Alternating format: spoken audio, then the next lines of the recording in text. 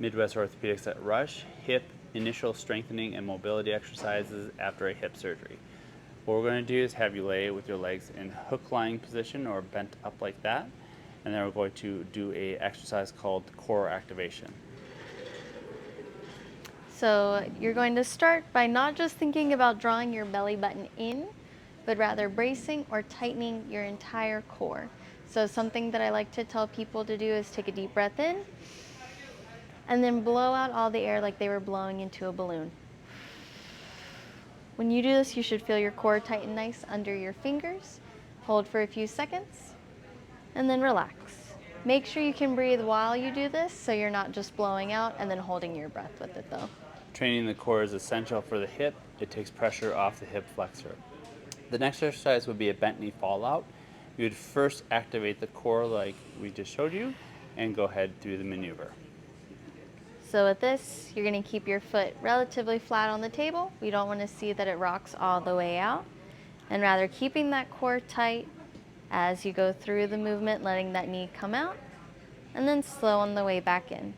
You can do with just one leg at a time, or you can also alternate, ensuring that you keep that core nice and tight as the knee goes out and then comes back in.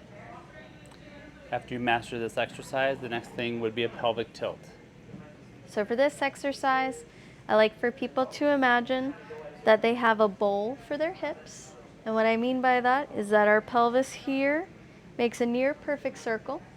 You're gonna tilt that bowl towards you. So if you had any liquid, a soup, it would be coming towards your chest. And then as you flip the bowl the other way, it's going more towards your toes. So you'll see here that my back is flattening against the table. I'm tightening my core.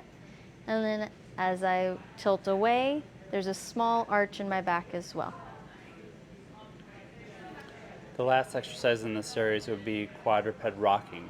You'd have to get on your hands and knees for this exercise. So for this, we're looking to see that our wrists are under shoulders, our knees are under our hips.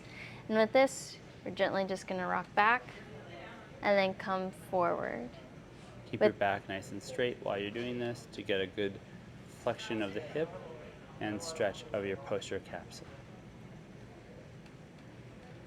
If it is tight or feels restricted, just go to the restriction.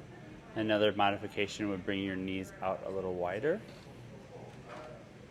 and getting a little bit more outward rotation to allow your hip to move freely. Excellent.